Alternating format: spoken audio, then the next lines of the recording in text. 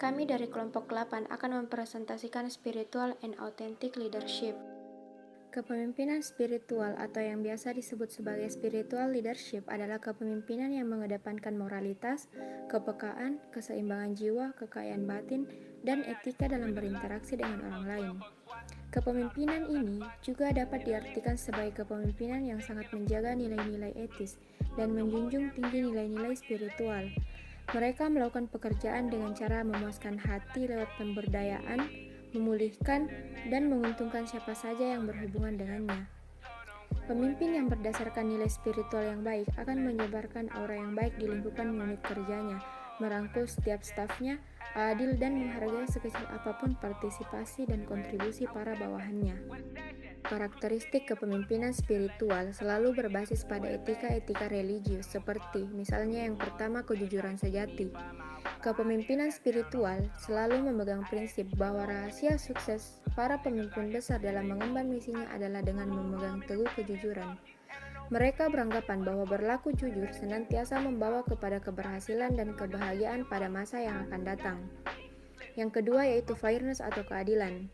Pemimpin spiritual mengemban misi sosial menegakkan keadilan di muka bumi, baik itu adil terhadap diri sendiri, keluarga, ataupun adil terhadap orang lain. Yang ketiga yaitu membenci formalitas yang tidak nyata. Kepemimpinan spiritual lebih mengedepankan tindakan yang nyata, kepuasan ataupun kemenangan bukan ketika mendapatkan pujian, piala dan sejenisnya, melainkan ketika ia memberdayakan, memampukan, mencerahkan ataupun membebaskan orang dan lembaga yang dipimpinnya. Selanjutnya ialah sedikit bicara dan banyak kerja. Kepemimpinan spiritual memegang teguh prinsip bekerja dengan efektif dan efisien. Mereka sangat menghargai waktu sehingga lebih mengedepankan pekerjaan terlebih dahulu di atas keperluan lainnya. Yang kelima yaitu keterbukaan menerima perubahan. Kepemimpinan spiritual berbeda dengan kepemimpinan pada umumnya. Seorang pemimpin spiritual tidak alergi dengan perubahan dan juga bukan penikmat kemapanan. Ia sangat sadar bahwa kehadirannya sebagai pemimpin memang untuk membawa suatu perubahan. Yang terakhir ialah kerendahan hati. Seorang pemimpin spiritual menyadari sepenuhnya bahwa semua kedudukan, prestasi, sanjungan dan kehormatan bukan karena dia dan bukan untuk dia, melainkan karena dan untuk Tuhan. Pemimpin spiritual menyadari bahwa pemujaan terhadap diri sendiri merupakan hal yang sangat melelahkan jiwa, dan mereka menganggap bahwa dirinya hanyalah sekedar saluran dan media dari Tuhan yang sesungguhnya memberi kekuatan, petunjuk, dan pertolongan. Kelebihan spiritual leadership terdapat 5, yaitu yang pertama, kepemimpinan dalam nama Tuhan. Kepemimpinan spiritual adalah kepemimpinan dengan semangat ruh Tuhan, berparadigma dengan nilai-nilai ketuhanan dan berpedoman pada etika religius. Yang kedua, kepemimpinan dengan keberanian yang luar biasa untuk mengambil resiko, yaitu pemimpin berupaya menanggung risiko yang seharusnya ditanggung oleh orang lain. Yang ketiga, kepemimpinan yang mencontoh Tuhan. Pemimpin menyadari bahwa yang lahirlah sifatnya, sementara yang abadi adalah batinnya. Dan yang keempat, kepemimpinan dengan hati. Pemimpin spiritual harus berusaha menyadari bahwa potensi yang dimilikinya bisa mencerahkan dan membangkitkan dengan cara tidak memerintah atau melarang, melainkan dengan sentuhan-sentuhan hati. Dan yang kelima, kepemimpinan dengan karisma, memiliki kekuatan besar untuk melakukan renovasi, revitalisasi, rekonstruksi dengan menciptakan wawasan baru, perilaku baru, dan suasana baru serta budaya baru. Kekurangan spiritual leadership terdapat 5, yaitu yang pertama, kesenjangan orientasi. Jika tindakan pemimpin spiritual terlalu idealis dalam arti berorientasi pada aspek spiritualitas dan menjadi kurang memperhatikan realita terutama kebutuhan aktual orang-orang yang dipimpinnya, hal ini bisa melahirkan rasa kebosanan dan pembangkangan serta perlawanan dari orang-orang yang dipimpinnya.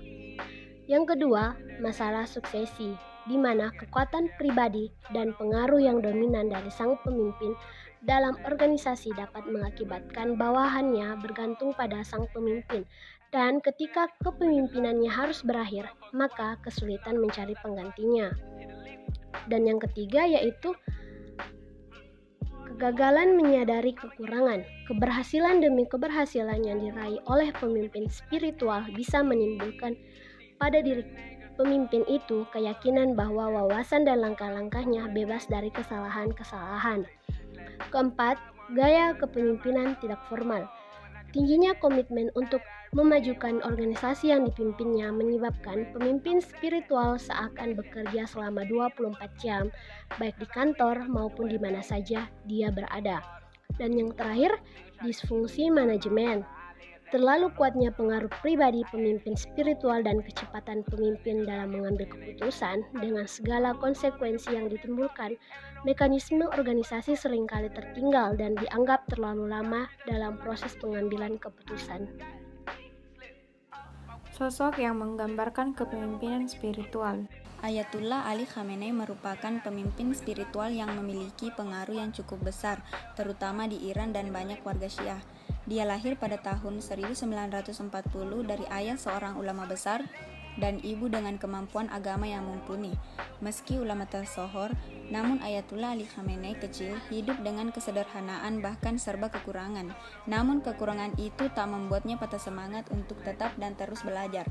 Khamenei tercatat sebagai pemimpin spiritual yang cerdas dan menguasai ilmu filsafat, fikih, dan kenegaraan. Karena gaya kepemimpinan spiritualnya itulah yang membuatnya terpilih menjadi penguasa tertinggi negeri Lullah. Selanjutnya yaitu authentic leadership. Kepemimpinan otentik mulanya berawal dari kata otentik yang berarti nyata atau keaslian.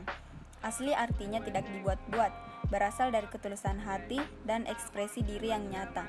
Secara garis besar, authentic leadership adalah tipe kepemimpinan yang mengharuskan pemimpin bertindak otentik. Artinya, kepemimpinan yang dimilikinya sejalan antara perilaku dengan keyakinannya dan konsisten dalam menunjukkan pikiran, sikap, dan tindakan. Seorang pemimpin otentik harus memiliki nilai-nilai, prinsip, moral yang ia miliki sebagai dirinya sendiri, bukan imitasi atau meniru orang lain. Mereka akan mendemonstrasikan nilai-nilai, prinsip, moral, dan etika ke dalam perilaku kepemimpinannya. Ciri-ciri authentic leadership. Ciri-ciri dari pemimpin yang otentik dibagi menjadi 5 bagian, yaitu yang pertama, self-aware dan tulus. Pemimpin yang otentik adalah individu yang mengaktualisasikan dirinya dengan memiliki self-awareness atau kesadaran diri. Mereka mengetahui kekuatan dan kelemahan pada diri mereka sendiri dan emosi mereka. Mereka juga tidak takut untuk terlihat lemah dengan mengakui kesalahan-kesalahan yang pernah dilakukan dan kegagalan yang pernah mereka lalui. Yang kedua, mission driven dan fokus pada hasil. Mereka mampu menempatkan misi-misi untuk mencapai tujuan orang banyak atau tujuan organisasi di atas tujuan pribadi. Mereka melakukan pekerjaan mereka untuk mencapai hasil, bukan untuk kekuasaan. Dan yang ketiga, memimpin dengan hati, tidak hanya dengan pikiran. Mereka tidak takut untuk menunjukkan emosi dan kerentanan yang mereka miliki terhadap bawahan atau pengikutnya. Namun, bukan berarti mereka lemah, akan tetapi mereka dapat mengkomunikasikan apa yang dirasakan dengan tata cara yang tepat beserta empatinya. Dan yang keempat, fokus pada jangka panjang. Mereka fokus untuk hasil jangka panjang, bersedia untuk membimbing setiap orang dan memelihara organisasi dengan sabar dan bekerja keras, karena mereka yakin dengan hasil yang akan bertahan untuk jangka waktu yang lama. Dan yang terakhir yaitu bertindak berdasarkan nilai-nilai dan keyakinannya. Pemimpin autentik bertindak atau melakukan sesuatu bukan untuk menyenangkan orang banyak atau mendapatkan popularitas, melainkan karena terdapat konsistensi antara nilai dan keyakinan dengan pernyataan dan tindakannya. Pemimpin autentik memiliki tingkat integritas personal yang tinggi. Kepemimpinan otentik ini memiliki beberapa kelebihan, di antaranya adalah sebagai berikut. Yang pertama, pemimpin memiliki rasa peka yang tinggi terhadap keadaan orang lain. Contohnya adalah memiliki simpati dan empati. Yang kedua yaitu pemimpin fokus terhadap hasil dalam kepentingan bersama, bukan hanya kepentingan pribadi. Yang ketiga yaitu pemimpin bersikap terbuka dan mau berbagi dengan karyawan atau orang lain. Dalam hal ini, pemimpin tidak takut menampilkan emosinya. Yang terakhir yaitu memiliki hubungan yang baik dengan orang lain atau orang yang dipimpinnya, dan ada timbal balik antara keduanya. Hal tersebut dikarenakan pemimpin mampu membangun kedekatan dan rasa percaya dari orang lain atau bawahannya.